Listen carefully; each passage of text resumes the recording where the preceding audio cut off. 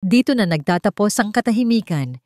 Isang malakas na lagapak ang bumasag sa maaliwalas na umaga ng probinsya.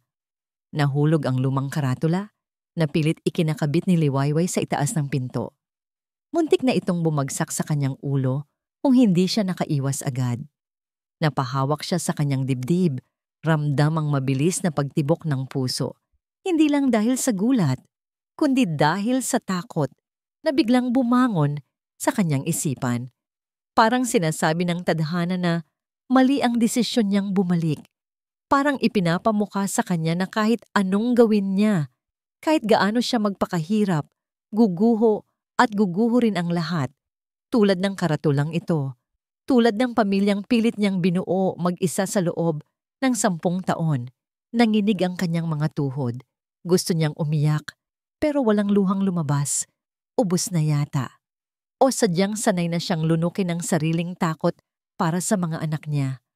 Akmang pupulutin niya ang mabigat na kahoy nang may isang pares ng kamay ang nauna sa kanya. Matitipunong kamay. Natigilan si Liwayway. Dahan-dahan niyang inangat ang kanyang tingin. Isang lalaki ang nakatayo sa harap niya.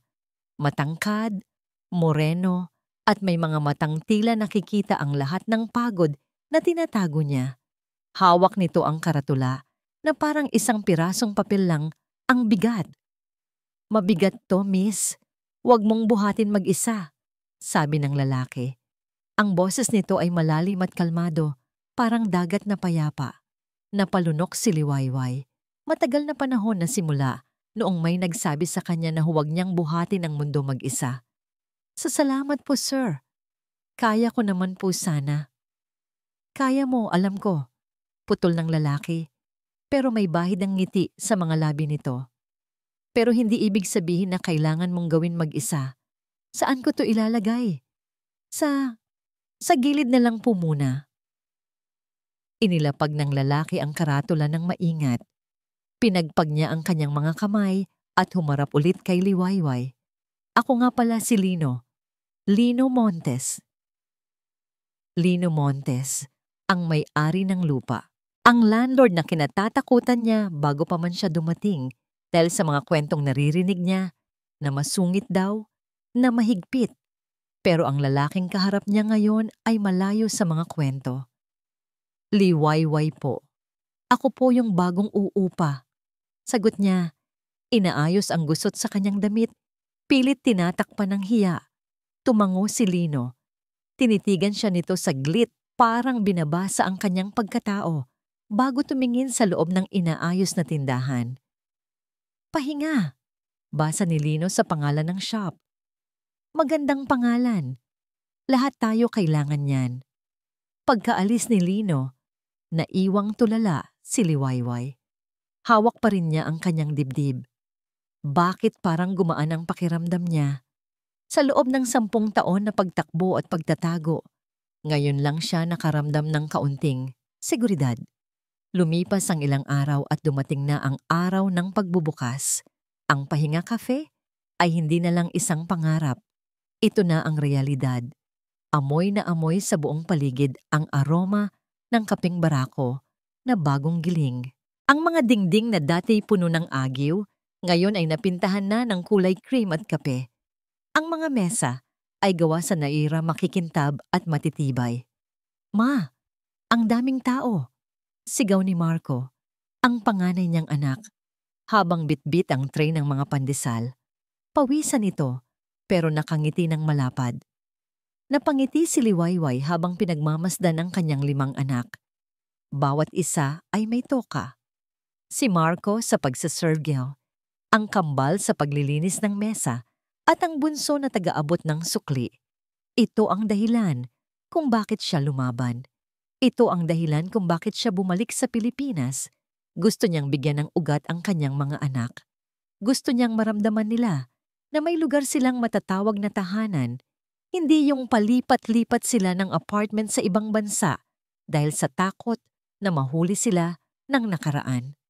Puno ang kapihan, tawanan, kwentuhan, kalansing ng mga kutsara at tasa. Ito ang tunog ng tagumpay. Ito ang tunog ng bagong simula. Nasa counter si Liwayway, Nagtitimpla ng special blend nila nang mahagip ng mata niya si Lino sa isang sulok. Nakaupo ito mag-isa, humihigop ng kape habang nagbabasa ng dyaryo. Nang magtama ang paningin nila, itinaas ni Lino ang kanyang tasa at bahagyang tumango. Namula ang pisngi ni Liwayway at mabilis na nag-iwas ng tingin. Ano ka ba, Liwayway? Bulong niya sa sarili. Negosyo lang to. Huwag kang assuming. Pero hindi niya mapigilan ang ngiti sa kanyang mga labi. Siguro nga tama ang desisyon niyang bumalik. Siguro dito, sa maliit na bayan na ito, makakahinga na siya ng maluwag. Excuse me po, ma'am. Order po ng isang kape para sa table 5. Tawag ng isang customer. Opo, andyan na. Masiglang sagot ni Liwayway. Kinuha niya ang pitzel ng mainit na kape at akmang lalabas ng counter. Masaya ang lahat. Payapa ang lahat. Hanggang sa narinig niya ang tunog ng isang sasakyan na huminto sa tapat mismo ng shop. Hindi ito tricycle o jeep na karaniwang humihinto doon. Tunog ito ng isang mamahaling makina. Napatingin ang lahat ng customers sa labas. Mula sa tinted na bintana ng isang itim na SUV, bumukas ang pinto. Unang lumabas ang isang pares ng makintab na sapatos na balat. Sinundan ito ng pantalon na halatang mamahali ng tela. Bumilis ang tibok ng puso ni Liwayway. Hindi ito tibok ng kilig o tuwa. Ito ay tibok ng matinding takot. Ang klase ng takot na nagpapalamig sa buong katawan mo kahit mainit ang panahon. Bumaba ang lalaki. Pumayat ito kumpara sa huli niyang kita. Mas malalim ang mga mata, mas maraming puting buhok at ang dating matikas na tindig ay parang nabaluktot na ng panahon. Pero hindi pwedeng magkamali si Liwayway. Kilala niya ang hugis ng panga nito. Kilala niya ang paraan ng paghawak nito sa pinto ng kotse. Naglakad ang lalaki papasok ng Pahinga Cafe. Tumahimik ang paligid.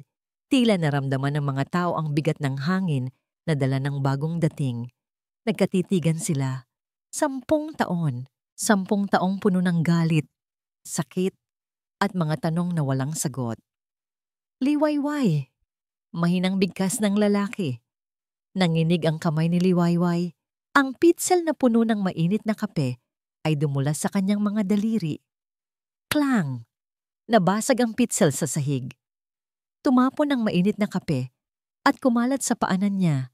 Pero hindi naramdaman ni Liwayway ang init. Mas nananaig ang lamig na bumalot sa kanyang kaluluwa. Nandito si Dante at alam ni Liwayway sa sandaling iyon na ang inaakala niyang pahinga ay simula pa lang ng panibagong bagyo. Parang tumigil ang pag-ikot ng mundo sa loob ng kapihan.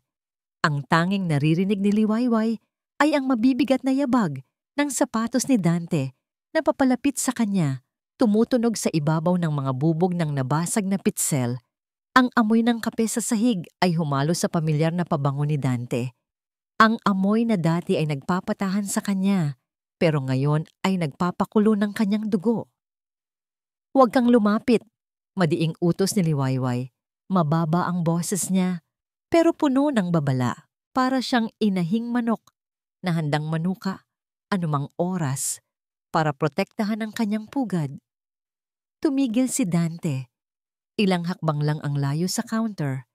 Nakataas ang 2 kamay nito na parang sumusuko. Ang kanyang mukha ay puno ng lungkot, ng pagmamakaawa na hindi naniwala si Liwayway kahit 1 segundo. Liwayway, please! Garalgal ang boses ni Dante. Gusto lang kitang makausap. 10 taon. 10 taon kitang hinanap. Hinanap? Isang mapait na tawa ang kumawala sa bibig ni Liwayway. Hinanap mo ako? O baka naman naubusan ka na ng pera, kaya naalala mo bigla na may pamilya ka palang iniwan sa kangkungan? Hindi, Liwayway. Mali ang iniisip mo. Hindi mo alam ang buong katotohanan. Alam ko ang totoo, Dante. Sigaw ni Liwayway. Hindi na niya napigilan. Wala na siyang pakialam kung nakatingin man ang mga customer. Ang sakit na 10 taon niyang kinimkim ay parang bulkang susumabog. Ang totoo ay iniwan mo kami noong panahong wala kaming makain. Ang totoo ay pinili mong maging duwag at bumalik sa palda ng nanay mo kaysa ipaglaban ang mga anak mo. Humakbang palapit si Dante, akmang hahawakan ng braso ni Liwayway sa ibabaw ng counter. Makinig ka muna sa akin. Pak! Isang malakas na sampal ang dumapo sa pisngi ni Dante. Nanlaki ang mga mata ng mga tao sa loob ng kafe. Napahawak si Dante sa kanyang pisngi. Gulat na gulat. Namula agad ito. Nanginginig ang kamay ni Liwayway. Ramdam niya ang init at hapdi ng sarili niyang palad. Umalis ka. Nanginginig na utos ni Liwayway. Tumulo na ang luhang kanina pa niya pinipigil. Umalis ka bago ko makalimutan na naging ama ka ng mga anak ko. Hindi na tinag si Dante. Tinitigan niya si Liwayway ng may halong desperasyon. Hindi ako aalis hanggat hindi tayo nag-uusap. Akmang lalapit ulit si Dante nang biglang may humarang sa pagitan nila. Isang matatag at malapad na likod ang tumakip sa paningin ni Liwayway kay Dante. Si Lino. Sir, kalmado, pero matigas ang boses ni Lino. Sinabi na ng may-ari na umalis ka. Huwag mo nang hintayin na ipakaladkad kita sa mga tanod. Tumingala si Dante kay Lino. Nagtagis ang kanyang bagang. Wala kang alam dito pare. Usapang mag-asawa to. Wala akong pakialam kung sino ka. Sagot ni Lino. Hindi umaatras. Ang kanyang boses ay parang bakal. Malamig at matigas. Ang alam ko lang, binabastos mo ang lugar na to at tinatakot mo ang mga tao dito. Lalo na siya. Bahagyang lumingon si Lino kay Liwayway. Tinitiyak na ayos lang ito. Nagkatitigan ang dalawang lalaki. Si Dante, ang multo ng nakaraan at si Lino, ang kasalukuyang sandalan. Sa gilid ng kwarto, nakatayo si Marco, ang panganay na anak ni Liwayway. Mahigpit ang hawak nito sa tray na may lamang mga tasa. Nakakunot ang noo niya habang pinagmamasdan ng eksena. Hindi niya kilala ang lalaking ito, pero pamilyar ang hugis ng mukha nito. Pamilyar ang mga mata. Bumuntong hininga ng malalim si Dante nang mapansin niyang nagsisimula nang magbulungan ng mga tao at may ilan nang naglalabas ng cellphone para mag-video. Babalik ako, Liwayway, sabi ni Dante. Pero ang tingin niya ay nakapako kay Lino. Hindi pa tayo tapos. Padabog na tumalikod si Dante at lumabas ng pinto. Humarurot ang sasakyan nito palayo. Nag-iiwan ng usok at katahimikan. Napaupo si Liwayway sa sahig sa likod ng counter. Nanghina ang kanyang mga tuhod. Tinakpan niya ang kanyang mukha gamit ang dalawang palad at humagulgol. Agad siyang dinaluhan ni Lino. Lumuhod ito sa tabi niya, pero hindi siya hinawakan. Nanatili lang ito sa tabi niya, nagbibigay ng espasyo pero ipinaparamdam na hindi siya nag-iisa. Ma? Napaangat ng tingin si Liwayway. Nasa harap niya si Marco, kasama ang iba pa niyang mga kapatid na takot na takot. Mabilis na pinunasan ni Liwayway ang kanyang mga luha. Tumayo siya. Pilit nang ngumingiti, kahit basag na basag ang boses. Okay lang si Mama. Okay lang ako. Sino yun, Ma? Seryosong tanong ni Marco. Bakit kanya kilala? Bakit ka umiyak? Napalunok si Liwayway. Tinitigan niya ang mukha ni Marco. Kamukhang kamukha ito ni Dante nung bata pa sila. Hindi pa siya handa. Hindi pa ngayon. Wala yun, anak. Pagsisinungaling niya. Dating may utang sa atin. Nagpupumilit lang. Alam ni Liwayway na hindi naniwala si Marco. Nakita niya ang pagdududa sa mga mata ng anak. Pero tumangulang ito at inakay ang mga kapatid pabalik sa kusina. Nang gabi ring iyon, habang nagsasara na sila ng tindahan, napansin ni Liwayway ang isang brown envelope sa mesa kung saan nakatayo si Dante kanina. Lumingon siya sa paligid. Wala na si Lino. Nasa taas na ang mga bata. Natutulog. Kinuha niya ang envelope. Mabigat ito sa kanyang kamay. Parang may kung anong puwersa na pumipigil sa kanya na buksan ito. Pero nanaig ang kanyang kuryosidad. Dahan-dahan niyang binuksan ang selyo. Una niyang nahugot ang isang lumang litrato. Ito yung litrato nilang dalawa ni Dante noong binyag ni Marco. Ang saya-saya nila noon. Walang pera, pero puno ng pangarap. Napahigpit ang hawak niya sa litrato. Sunod niyang kinuha ang isang nakatuping papel.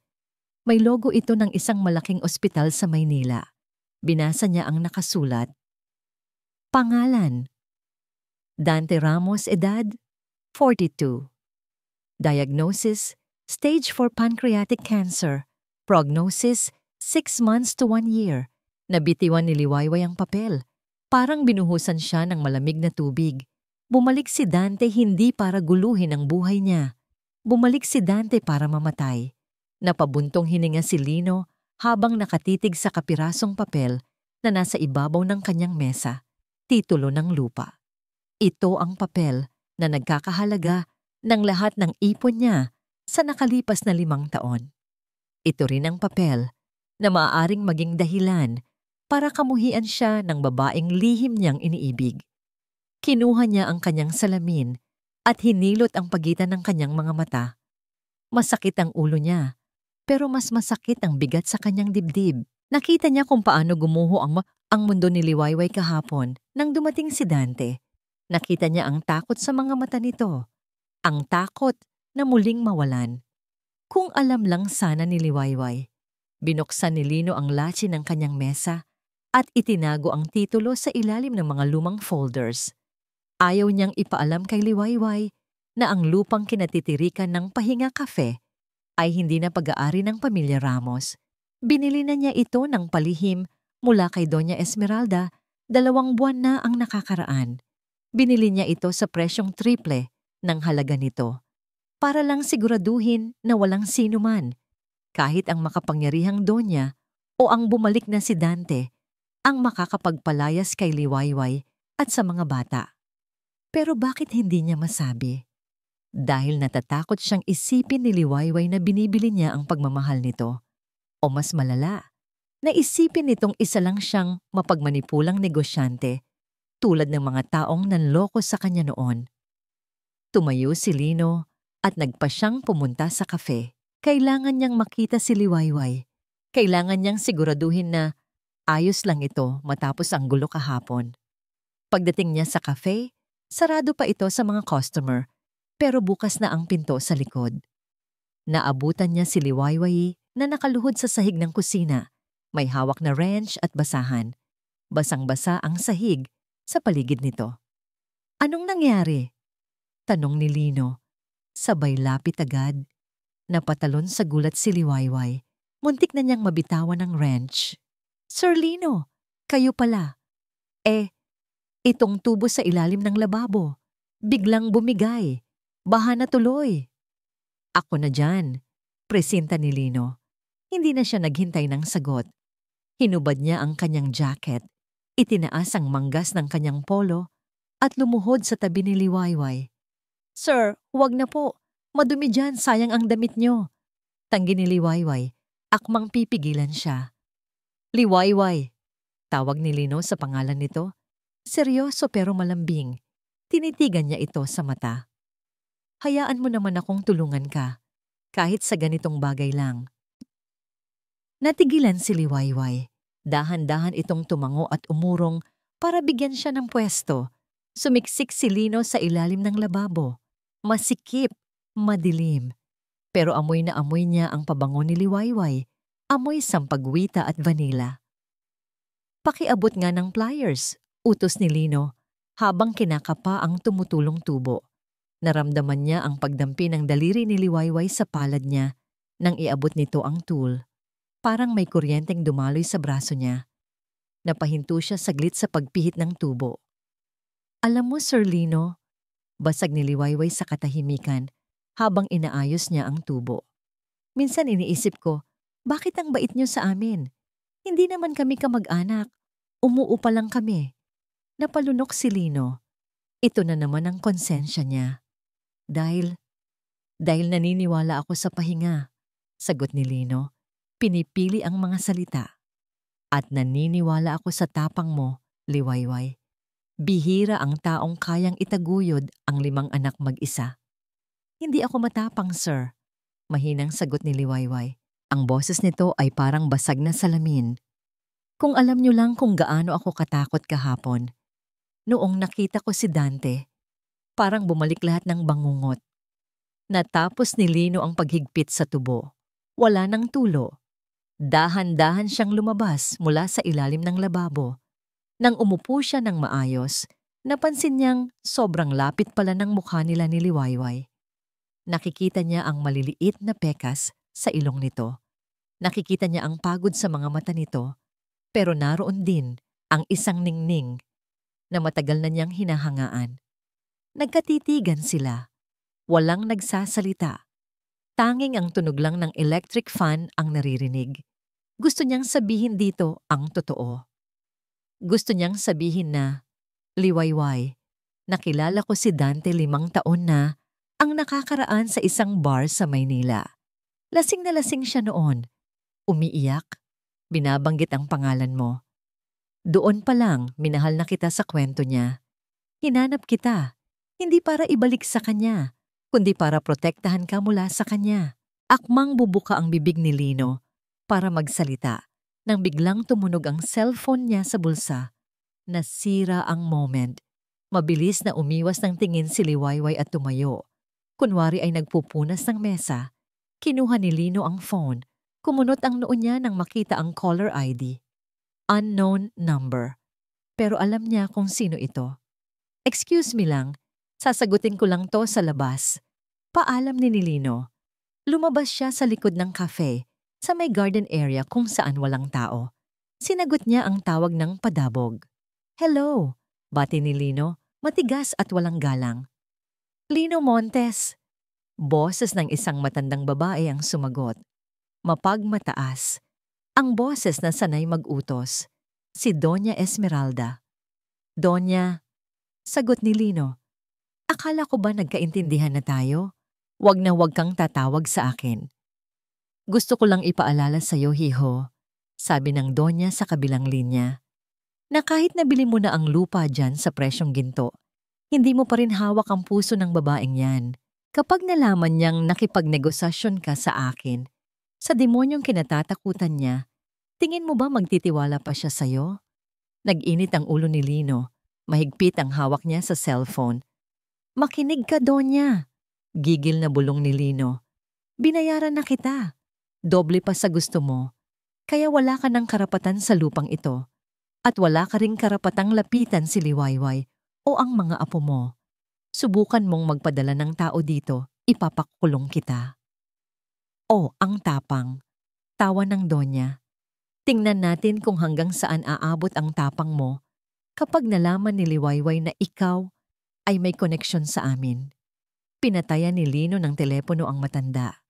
Huminga siya ng malalim para pakalmahin ang sarili. Ligtas siya. Paulit-ulit niyang sinabi sa sarili. Basta hawak ko ang lupa, ligtas siya. Tumalikod si Lino para bumalik sa loob ng kafe, pero natigilan siya. Nanigas ang buong katawan niya. Sa may pintuan sa likod, nakatayo si Liwayway. Hawak nito ang isang tray ng merienda na dapat sana ay ibibigay sa kanya. Pero ngayon, nanginginig ang mga kamay nito. Maputla ang mukha ni Liwayway at ang mga mata nito ay puno ng gulat at pagdududa. Narinig niya. Sino yon, Lino? Tanong ni Liwayway. Ang boses nito ay mahina, pero parang kulog sa pandinig ni Lino. Bakit kausap mo si Doña Esmeralda? At anong ibig sabihin mong binayaran mo na siya? Bumagsak ang tray sa lupa.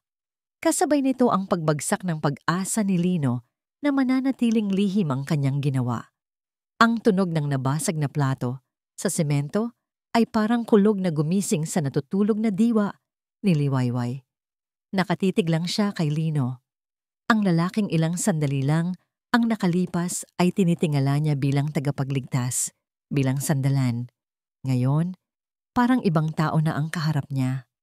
Ang mukha ni Lino, na dati puno ng amo at malasakit, ngayon ay nababalutan na ng anino ng pagdududa.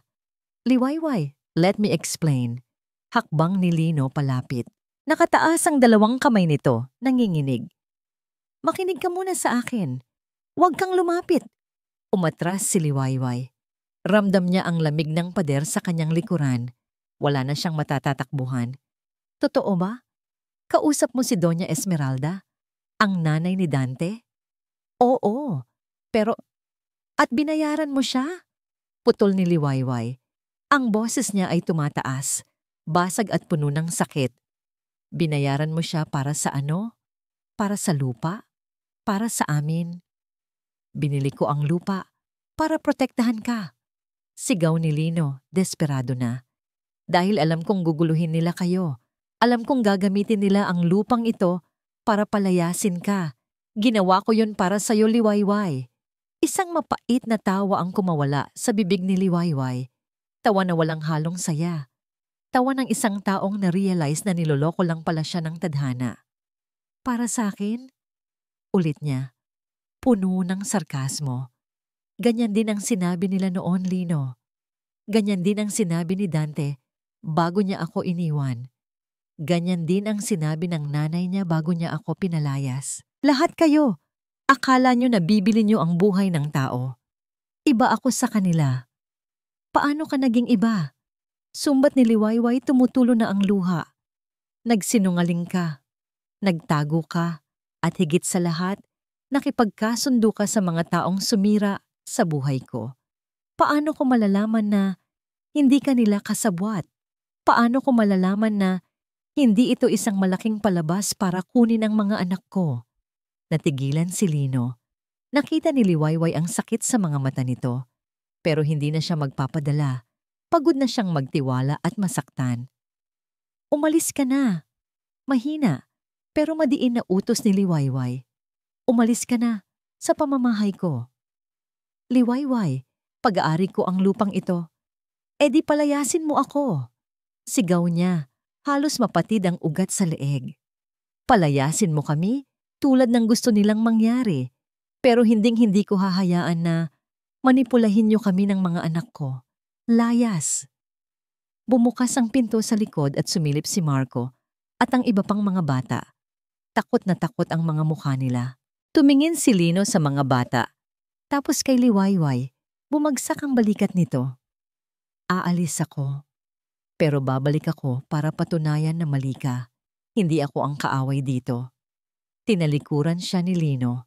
Bawat hakbang nito palayo ay parang tinik na binubunot sa dibdib ni Liwayway, pero nag-iiwan ng malalim na sugat.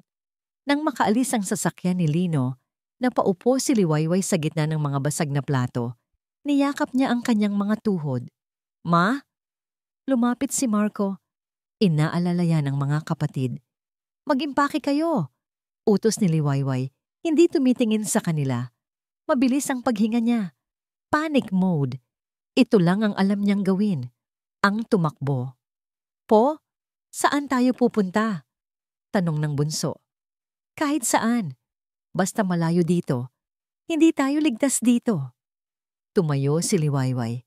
Nanginginig ang mga kamay habang pinupulot ang mga piraso ng basag na plato. Nasugatan siya sa daliri, dumugo ito, pero hindi niya ininda. Manaman, pigil ni Marco. Hinawakan nito ang kamay ng ina. Kakabukas lang natin. Ang dami ng customer. Sayang naman ang pahinga. Walang pahinga para sa atin, Marco? Bulyaw niya sa anak. Natigilan si Marco. Agad namang nagsisi si Liwayway. Hinawakan niya ang pisngi ng anak. Sorry. Sorry anak, pero kailangan nating umalis. Niloloko lang nila tayo. Habang nagkakagulo ang isip ni Liwayway sa loob, may kumatok sa pintuan sa harap. Hindi ito ang katok ni Lino. Mahina ito, parang walang lakas. Pinunasan ni Liwayway ang luha at sumilip sa bintana. Si Dante. Nakaupo ito sa sementadong step sa labas ng kafe. Nakayuko.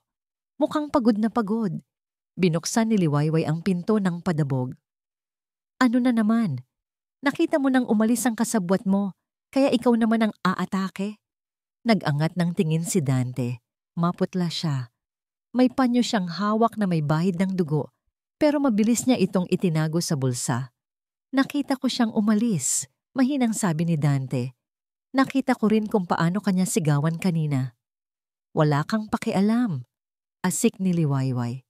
Tumayo si Dante ng dahan-dahan, parang hirap na hirap ang katawan. Alam ko galit ka sa akin, Liwayway, at tanggap ko yon. Deserve ko lahat ng sumpa mo, pero maniwala ka. Hindi ko alam ang plano ni Mama at lalong hindi ko kasabwat ang Lino na yan. Tinitigan siya ni Liwayway. Gusto niyang maniwala na nagsisinungaling si Dante. Gusto niyang isipin na isa na naman itong patibong. Pero may kung anong lungkot sa mata ni Dante na hindi niya nakita noon. Bakit ka nandito, Dante? Tanong niya. Mas kalmado na, pero matigas pa rin. Dahil nag-aalala ako. Sagot nito. Kilala ko ang nanay ko, Liwayway. Hindi siya titigil. At kung totoo ngang hawak na ng Lino na yan ang lupa, nasa panganib kayo. Humakbang palapit si Dante, pero nanatili sa labas ng pinto. Kahit anong mangyari, Liwayway, kahit itaboy mo ako pa rin ang ama ng mga batang yan. At hindi ko hahayaang galawin sila ni Mama o ng kahit na sino. Napatahimik si Liwayway sa sandaling iyon. Sa gitna ng kanyang pagguho, ang dating asawa na nagdulot ng pinakamalaking sakit sa kanya ay siya ring nag-aabot ng kapirasong seguridad. Nakakalito. Nakakahilo. Sino ba talaga ang kakampi? Sino ang kaaway? Umalis ka na, Dante, sabi ni Liwayway. Pero wala na ang talim sa boses niya. Huwag mo kaming idamay sa gulo ng pamilya niyo. Akmang isasara na niya ang pinto nang biglang may dumating na convoy. 3 itim na van ang humarang sa kalsada. Mabilis na nagsibabaan ang mga lalaking nakabarong, mukhang mga bodyguard. Bumilis ang tibok ng puso ni Liwayway. Hinila niya si Marco at ang mga bata palikod sa kanya. Humarang si Dante sa pinto, hinarap ang mga sasakyan.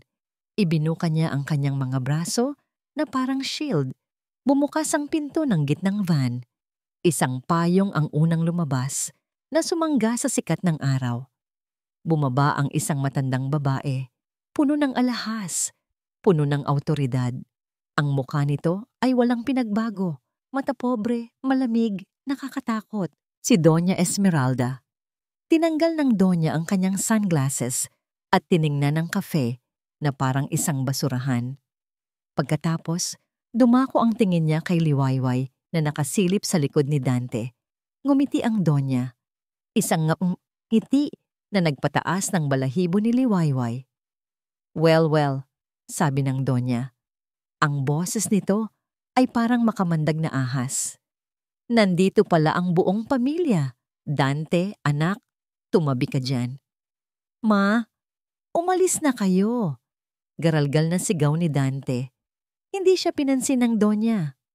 Dumiretso ang tingin nito kay Marco na nakatayo sa likod ni Liwayway. Ikaw ba si Marco? Tanong ng Doña. Ang laki mo na. Kamukhang kamukha mo ang daddy mo. Hinawakan ni Liwayway ng mahigpit si Marco. Huwag mong kakausapin ang anak ko.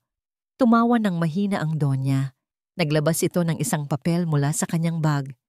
Huwag kang masyadong matapang, Liwayway. Nandito ako para bawin ang dapat ay sa akin.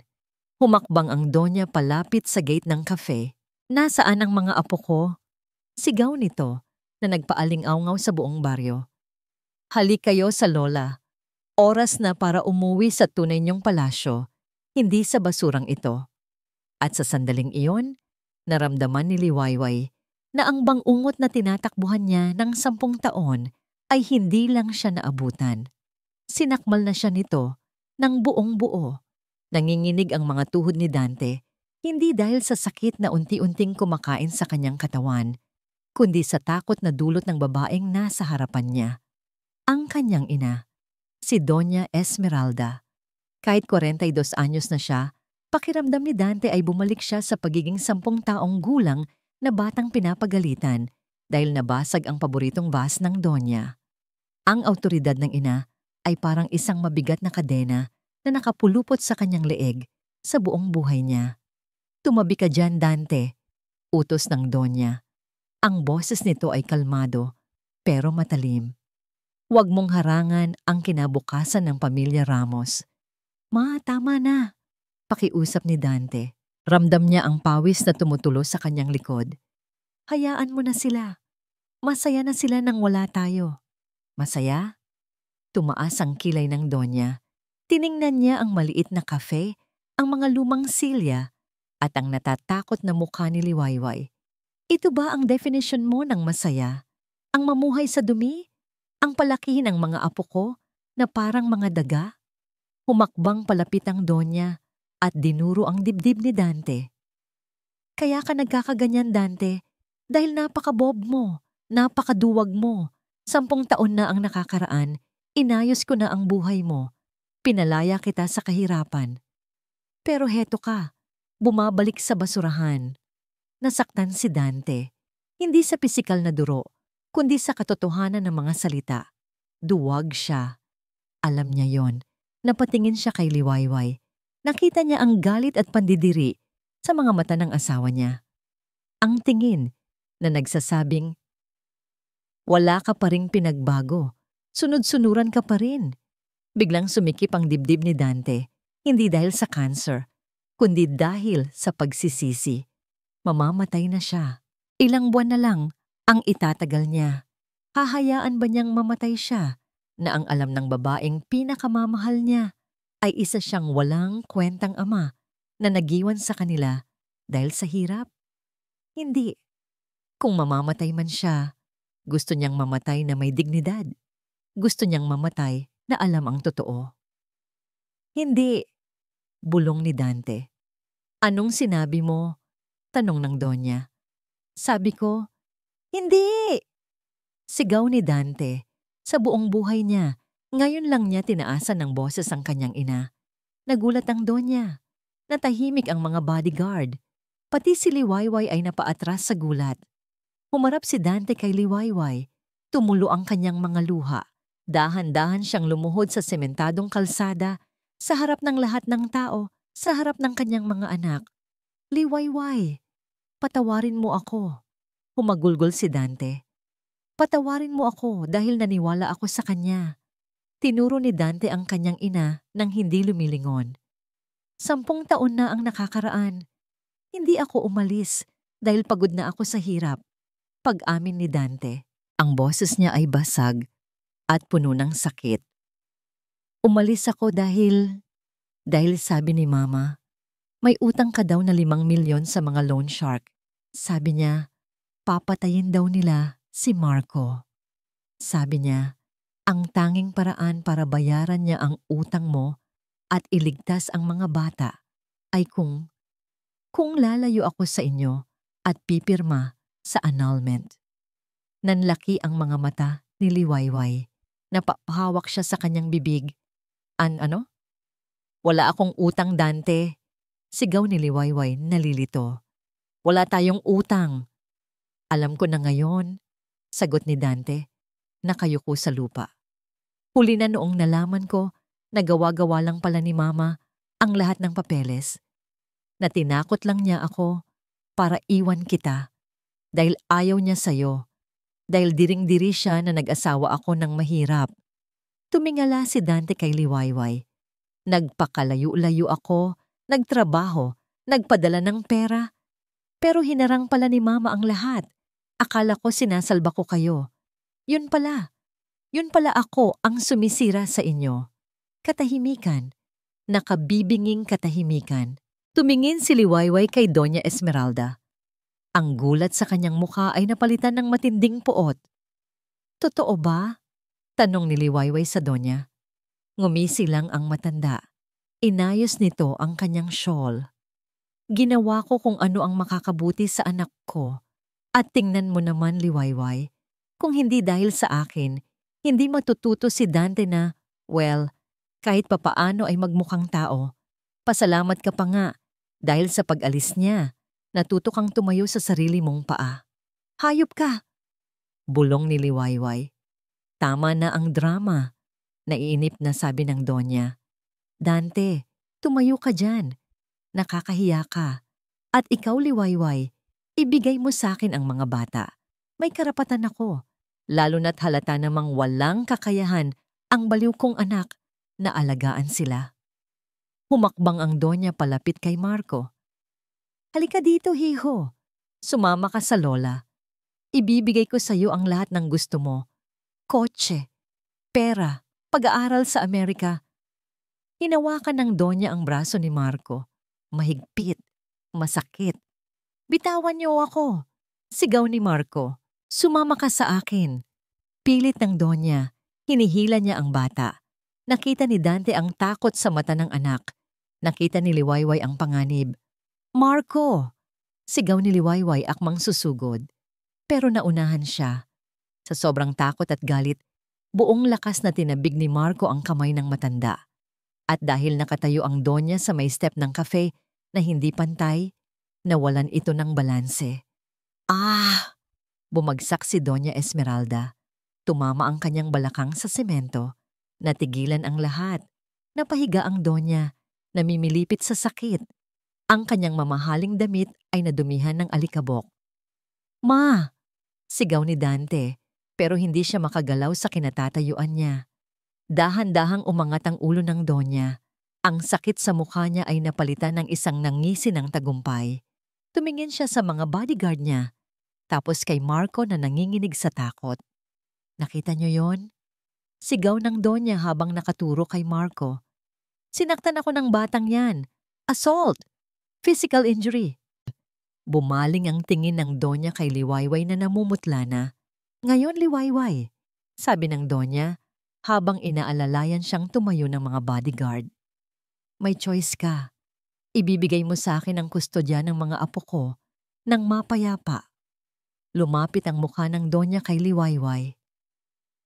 "Ipapakulong ko ang panganay mo sa DS Bababridi o sa kulungan ng mga juvenile delinquent dahil sa pananakit sa isang senior citizen? Pumili ka." Napatingin si Liwayway kay Marco. Umiiyak na ang binatilyo. "Ma, hindi ko sinasadya." Bumagsak ang mundo ni Liwayway. Akala niya nalaman na niya ang katotohanan, pero hindi niya inasahan na ang katotohanan yon ay magiging sandata para tuluyang wasakin ang kanyang pamilya. Gabi na. Masyadong tahimik ang loob ng Pahinga Cafe. Wala na ang tawanan ng mga customer. Wala na ang amoy ng masarap na kape. Ang tanging naririnig ni Liwayway ay ang tunog ng ulan sa bubong at ang mahina pero mabilis na pagtibok ng sarili niyang puso. Nakaharap siya sa isang mesa. Sa harap niya ay isang puting papel na may mga letrang tila sumasakal sa kanya. Kasunduan ng paglilipat ng kustodya. Sa kabilang dulo ng mesa, nakaupo si Donya Esmeralda. Nakataas ang namamaganitong paa sa isang silya, hinihilot ng isang bodyguard, habang humihigop ng tsaa na parang walang nangyaring gulo kanina. "Bilisan mo, Liwayway!" Naiinip na utos ng Donya. "Masakit ang balakang ko. Gusto ko nang umuwi kasama ang mga apo ko."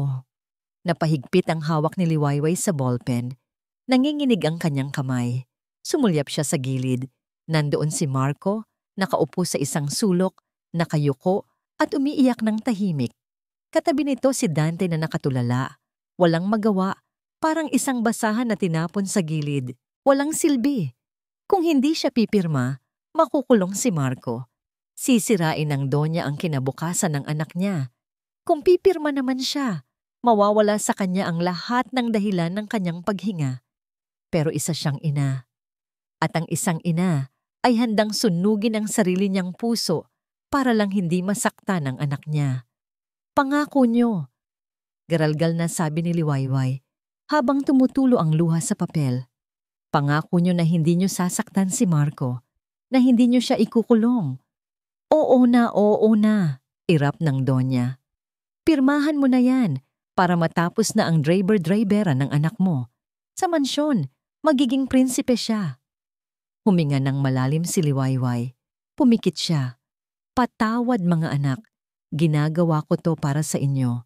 Idinikit niya ang dulo ng ballpen sa papel. Blag. Bumukas ng padabog ang pinto ng kafe. Pumasok ang hangin at ulan. Napatingin silang lahat. Si Lino. Basang-basa ito. Magulo ang buhok. Hinihingal. Hawak niya ang isang makapal na brown envelope. "Huwag mong pirmahan yan, Liwayway," sigaw ni Lino.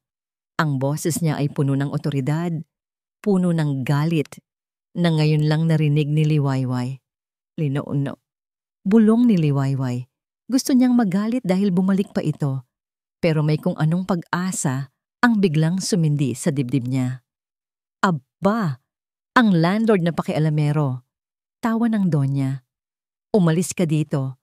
Family matter ito. Hindi pinansin ni Lino ang Donya. Dumiretso siya kay Liwayway at hinablot ang ballpen sa kamay nito.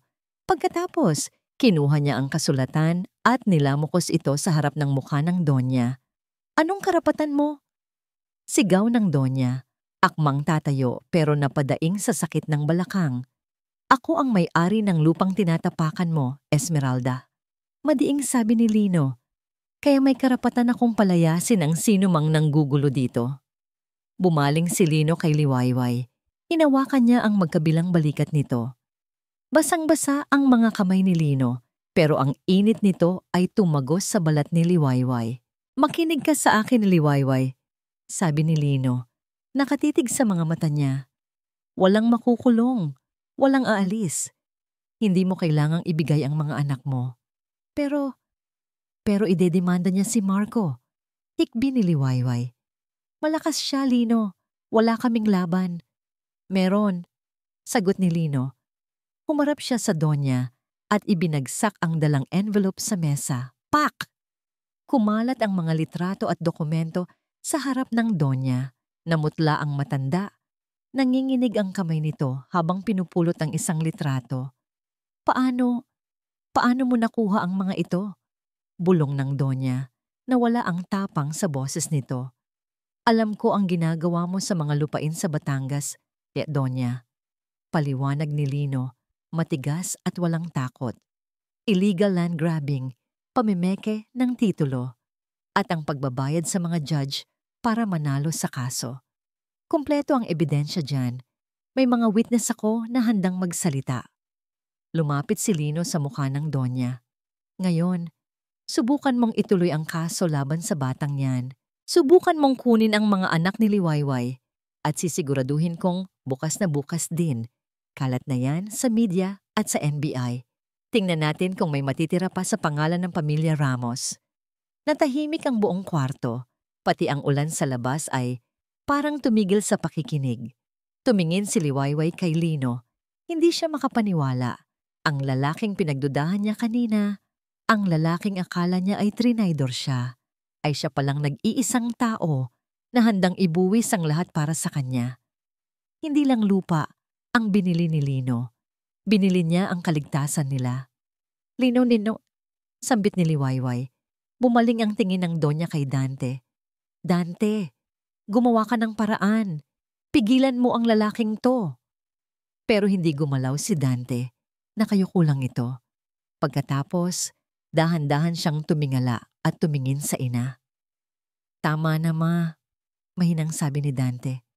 Talo na tayo. Wala kang kwenta, sigaw ng Donya. Namumula ang mukha nito. Nandidilat ang mga mata. Lahat kayo. Wala kayong kwenta. Mga hampas lupa. Hindi niyo ako mapapabagsak. Ako si Donya Esmeralda Ra. Biglang tumigil ang Donya. Napahawak siya sa kanyang dibdib. Nanlaki ang mga mata niya na parang nakakita ng multo. Ma? Tawag ni Dante. Bumuka ang bibig ng Donya pero walang boses na lumabas. Unti-unting tumagilid ang katawan nito. Donya! Sigaw ng bodyguard. Bumagsak si Donya Esmeralda sa sahig. Tumama ang ulo niya sa paan ng mesa. Nataranta ang lahat. Tumakbo si Dante palapit sa ina. Ma! Gumising ka! Napahawak si Liwayway sa braso ni Lino. Nanginginig siya.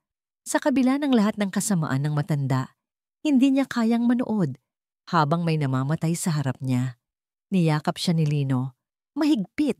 Isiniksik ni Liwayway ang mukha niya sa basang dibdib ni Lino, naghahanap ng kanlungan sa gitna ng bagong bagyo. Tumawag kayo ng ambulansya! Sigaw ni Dante. Umiiyak habang inaalog ang ina. Sa gitna ng kaguluhan, naramdaman ni Liwayway ang pagod. Ang sobrang pagod. Pero sa pagkakataong ito, alam niyang hindi na siya mag-isa. Beep! Beep! Beep! Ang tunog ng heart monitor ang tanging pumupuno sa katahimikan ng private room sa ospital. Amoy gamot. Amoy alkohol, amoy ng nalalapit na wakas. Nakatayo si Liwayway sa paanan ng kama. Tinitigan niya ang babaeng nakahiga doon. Si Doña Esmeralda. Iba na ang itsura nito ngayon. Wala na ang makakapal na make-up. Wala na ang nagkikinangang mga alahas. Wala na ang matalim na tingin na kayang magpaliit ng pagkatao ng sinuman. Ang nakikita lang ni Liwayway ay isang matandang babae na maputla, maliit at mahina. Isang matandang babae na nakikipagbuno sa kamatayan ng mag-isa. Ma? Bulong ni Marco sa tabi niya. Hinawakan ni Liwayway ang balikat ng anak. Ayos lang anak, nandito lang ako. Bakit tayo nandito ma? Tanong ni Marco. May bahid pa rin ang galit sa boses nito. Pagkatapos ng ginawa niya sa atin? Pagkatapos ng halos pagpapakulong niya sa akin? Lumuhod si Liwayway para magpantay ang mukha nila ni Marco. Tinitigan niya ito sa mata. Nandito tayo Marco, hindi dahil sa kanya, paliwanag ni Liwayway. Hinaplos niya ang pisngi ng anak. Nandito tayo Marco, dahil iba tayo sa kanya. Kung tatalikuran natin siya ngayon, habang agaw buhay siya, ano pang pinagkaiba natin sa ginawa nila sa atin noon? Natahimik si Marco. Tumingin ito sa lola niya na nakaratay sa kama. Tapos binalik ang tingin sa ina. Nakita ni Liwayway ang unti-unting paglambot ng ekspresyon ng bata. Hindi ibig sabihin nito na nakalimutan na natin ang ginawa niya, dagdag ni Liwayway. Ibig sabihin lang nito, pinipili nating maging tao. Pinipili nating maging mabuti, hindi para sa kanya, kundi para sa sarili nating payapa. Tumango si Marco. Niyakap niya ng mahigpit si Liwayway. Ang bait mo talaga ma. Sana mana ako sa'yo, hindi sa kanila. Mana ka sa'kin. Bulong ni Liwayway, hinahalikan ng ulo ng anak. At mana ka sa tatay mo noong panahong malaya pa siya. Napatingin si Liwayway sa kabilang side ng kama. Nandoon si Dante. Nakaupo sa isang silya, hawak ang kamay ng kanina. Nakayuko ito. Ang dating matikas na balikat ni Dante ay bagsak na ngayon. Para siyang batang nawawala. Napansin ni Dante na nakatingin sila. Dahan-dahan itong nag-angat ng ulo. Pula ang mga mata niya. Halatang kanina pa umiiyak. Liwayway? Paos na tawag ni Dante. Tumingin siya kay Marco. Anak. Hindi gumalaw si Marco. Mahigpit ang hawak nito sa kamay ni Liwayway. Iniwan ko muna kayo, sabi ni Marco sa mahinang boses, pero hindi ito tumitingin sa ama. Hintayin kita sa labas, ma. Tumango si Liwayway. Pinanood niya ang paglabas ng anak. Alam niyang kailangan pa ng panahon ni Marco. Maraming panahon. Nang magsara ang pinto, naiwan si Liwayway at Dante sa loob ng kwarto kasama ang tunog ng makina. Salamat, basag ni Dante sa katahimikan. Salamat at dinala mo siya. Kahit hindi ko deserve. Lumapit si Liwayway sa kama. Tinitigan niya si Dante. Sa liwanag ng ospital, kitang-kita niya ang pangangayat nito. Ang sakit na dumapo sa katawan nito ay parang kabayaran sa lahat ng maling desisyon sa buhay. Hindi ko to ginawa para sa'yo, Dante, sabi ni Liwayway ng diretso. Ginawa ko to para hindi lumaki ang anak ko na puno ng galit ang puso. Ayokong maging katulad siya ng nanay mo. O katulad mo. Napayuko si Dante. Tumulo ang luha sa kanyang mga kamay na nakahawak sa kumot. Alam ko, at araw-araw kong pinagsisisihan yon Liwayway. Noong nalaman kong may sakit ako, isa lang ang hiniling ko sa Diyos, ang makita kayo. Ang masabi ko man lang na mahal ko kayo. Huminga ng malalim si Liwayway. Ito na ang pagkakataon para bitawan ang lahat. Ang bigat na 10 taon niyang pasan-pasan. Pinapatawad na kita, Dante, sabi ni Liwayway. Napatingala si Dante. Gulat, hindi makapaniwala. Pinapatawad kita. Ulit ni Liwayway, mas matatag ngayon. Hindi dahil ayos na ang lahat. Hindi dahil nakalimutan ko na ang sakit. Pinapatawad kita dahil gusto ko nang lumaya. Gusto ko nang matulog sa gabi na walang halimaw na humahabol sa akin sa panaginip ko. Gusto ko nang maging masaya. Akmang hahawakan ni Dante ang kamay niya, pero umatras si Liwayway. Naglagay siya ng distansya, isang pader na hindi na pwedeng gibain. Pinapatawad kita bilang ama ng mga anak ko. Paglilinaw ni Liwayway. Pero hanggang doon na lang yun. Wala nang babalikan, Dante. Sarado na ang pinto. Tumango si Dante, pilit nang ngumingiti sa kabila ng luha. Alam ko at tanggap ko. Nakita ko si Lino. Natigilan si Liwayway sa pagbanggit ng pangalan. Nakita ko kung paano kanya ipagtanggol kanina. Patuloy ni Dante. Yung tapang na wala ako, nasa kanya yon. Yung paninindigan na hindi ko na ibigay sa'yo, ibinibigay niya ng buo. Huminga ng malalim si Dante. Parang hinihingal. Masakit, Liwayway. Masakit makita na ibang lalaki ang nagpapasaya sa'yo. Pero panatag na ako. Panatag na ako dahil alam kong hindi ka na iiyak ng dahil sa akin. Naramdaman ni Liwayway ang pagbigat ng lalamunan niya. Sa wakas, pagkatapos ng 10 taon, naging lalaki rin si Dante. Huli na para sa kanilang dalawa, pero hindi pa huli para sa pagiging ama nito. Magpagaling ka, Dante, sabi ni Liwayway. Kahit para na lang sa mga bata, gusto ka nilang makilala. Yung tunay na ikaw, hindi yung anino ng nanay mo. Susubukan ko, sagot ni Dante. Susubukan ko. Tinalikuran na ni Liwayway ang nakaraan. Naglakad siya palabas ng kwarto. Bawat hakbang ay parang pagtanggal ng kadena sa kanyang mga paa. Paglabas niya ng ospital gabi na. Umuulan pa rin, pero mahina na lang. Amoy lupa. Amoy bagong simula. Nakita niya si Marco na nakaupo sa waiting shed. Kausap ang mga kapatid niya sa cellphone.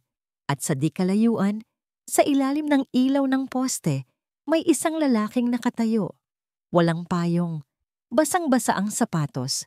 Naka-jacket pero nanginginig sa lamig. Si Lino. Hindi ito umalis. Naghintay ito. Nang magtama ang paningin nila, ngumiti si Lino. Isang ngiti na puno ng pag-aalala, pagod, at walang hanggang pagmamahal. Hindi na nagdalawang isip si Liwayway. Lumabas siya sa silong ng ospital. Sinalubong niya ang ambon. Naglakad siya. Hindi. Tumakbo siya. Papunta sa lalaking hindi lang nagbigay sa kanya ng lupa para sa kanyang tindahan, kundi nagbigay sa kanya ng lupa para tamnan ng bago niyang buhay. Mabango. Matapang. Mainit. Ito ang amoy na gumising sa diwa ni Liwayway. Hindi ito amoy ng takot o ng lumang ospital. Ito ang amoy ng kapeng barako na bagong giling, humahalo sa amoy ng pandesal na bagong hango sa pugon.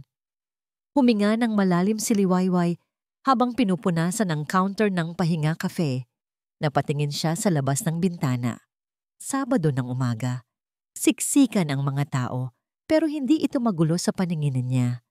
Ang ingay ng mga customer ay musika sa kanyang pandinig. Ilang buwan na rin ang lumipas mula noong bagyo. Parehong literal na bagyo at ang bagyo ng Pamilya Ramos. Tahimik na pumanaw si Doña Esmeralda 2 linggo matapos ang insidente. Walang naiwang kaso, walang gulo. Tanging isang tahimik na libing na dinaluhan ni Dante at ng mga apo nito. Sa huli, ang yaman at kapangyarihan ng matanda ay naging abo na lang din. Ding-dong! Tumunog ang chimes sa pinto.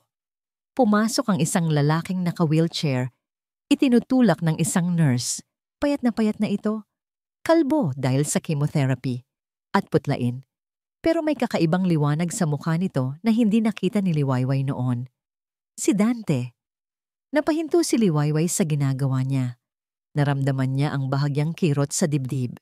Hindi galit, kundi awa. "Table 4, ma," sabi ni Marco, na biglang sumulpot sa tabi niya na may dalang tray. Pinanood ni Liwayway ang anak. Lumapit si Marco sa ama nito. Maingat nitong inayos ang pwesto ng wheelchair ni Dante sa paborito nitong pwesto, sa may bintana, kung saan tanaw ang hardin. "Pa, eto na po yung herbal tea nyo. Bawal po sa inyo ang kape, di ba?" Narinig niyang sabi ni Marco. Tumawa ng mahina si Dante. Hirap na, pero totoo. "Salamat, anak. Ang higpit mo naman. Daig mo pa ang nurse ko. Siyempre pa. Sayang naman ang pagpapagamot kung pasaway ka. Sagot ni Marco. Sabay tapik sa balikat ng ama. Napangiti si Liwayway. Wala na ang bigat. Wala na ang sumbatan. May hangganan na ang buhay ni Dante. Alam nilang lahat yon.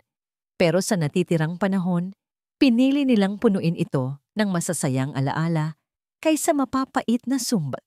Ito ang ranhong itinakda ni Liwayway. Pwede kang maging ama, pero hanggang doon na lang. At nirespeto yon ni Dante. Ang lalim ata ng iniisip mo, boss. Napapitlag si Liwayway nang may bumulong sa tenga niya. Isang pamilyar na boses na nagpapabigat ng tibok ng puso niya. Sa ibang dahilan naman, lumingon siya. Nakatayo sa likod niya si Lino. Suot ang apron ng kafe. May smudge pa ng harina sa pisngi nito. Lino, ano ka ba? Saway ni Liwayway, pero hindi niya maitago ang nangiti. Akala ko ba may meeting ka sa bayan? Bakit nandito ka at naga-apron? Cancelled, kibit balikat ni Lino. Kumuha ito ng basahan at tinulungan siyang magpunas ng mga baso. Mas gusto ko dito. Mas gusto kong katabi ang boss ko. Boss ka dyan. Ikaw ang may-ari ng lupa. Irap ni Liwayway, bagaman namumula na ang pisngi niya. Tumigil si Lino sa pagpupunas. Humarap ito sa kanya at hinawakan ang kamay niya na nakapatong sa counter. Ang mga kamay ni Lino, magaspang, mainit at totoo. Liwayway, seryosong tawag ni Lino. Alam mo naman na sayo na ang lupang to, di ba? Inilipat ko na sa pangalan mo nung 1 linggo. Lino, ang laki ng halaga noon. Hindi ko matatanggap. Hindi bayad yun. Putol ni Lino. Tinitigan siya nito sa mata at sa loob ng maingay na kafe, parang silang dalawa lang ang tao. Pangako yun. Pangako na kahit kailan, hindi ka na ulit mapapalayas, na meron ka ng lugar na sayo talaga. Tahanan mo. Tahanan natin. Naramdaman ni Liwayway ang pag-init ng sulok ng kanyang mga mata. Sa loob ng 10 taon, nasanay siyang tumakbo. Nasanay siyang mag-impake ng gamit sa hating gabi. Nasanay siyang walang kasiguraduhan. Pero ngayon, nakatayo siya dito. Hindi tumatakbo. Hindi natatakot. Salamat, Lino. Bulong niya. Wala bang I love you dyan? Biro ni Lino, pero may kaba sa mata. Tumawa si Liwayway. Hinaplos niya ang pisngi ni Lino at pinunasan ang harina doon. Mahal kita, Lino. Salamat sa paghihintay. Ngumiti si Lino, yung ngiting umaabot sa mata. Hinawakan niya ang kamay ni Liwayway at hinalikan ito. Kahit gaano katagal, Liwayway, maghihintay ako. Tumingin si Liwayway sa paligid. Nakita niya ang mga anak niya na abala at masaya. Nakita niya si Dante na payapang nakatingin sa labas habang kausap ang bunso niyang anak. Nakita niya si Lino sa tabi niya, ang lalaking handang saluhin siya. Lumabas si Liwayway ng cafe sandali. Huminga siya ng sariwang hangin. Tapos na ang ulan. Sa langit, may bahagharing unti-unting nabubuo mula sa mga ulap. Napatingin siya sa karatulang nakasabit sa itaas. Pahinga. Dati, akala niya ang ibig sabihin ng pahinga ay ang pagtigil. Ang pagtulog para makalimot sa problema. Pero ngayon, alam na niya. Niya, ang tunay na pahinga ay hindi ang pagtakas sa gulo ng mundo.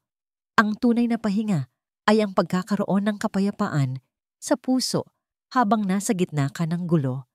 Ito ang kasiguraduhan na kahit anong mangyari, may uuwian ka, may pamilya ka, may nagmamahal sa'yo.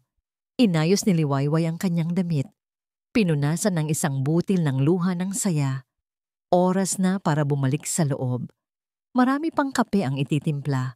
Marami pang kwento ang bubuuin. Pero sa ngayon, sapat na ito. Panatag na siya. Nakatawid na siya. At higit sa lahat, alam niyang hindi na siya kailanman mag-iisa. Binuksan ni Liwayway ang pinto at pumasok sa loob. Ang tunog ng chime sa pinto ay parang musika ng pagtanggap.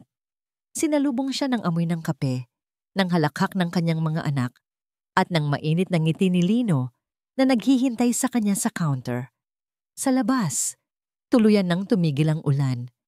Pero sa loob ng kafe at sa loob ng puso ni Liwayway, sumisikat na ang araw. Ito ang kanyang kwento. Ito ang kanyang tahanan. Ito ang kanyang pahinga.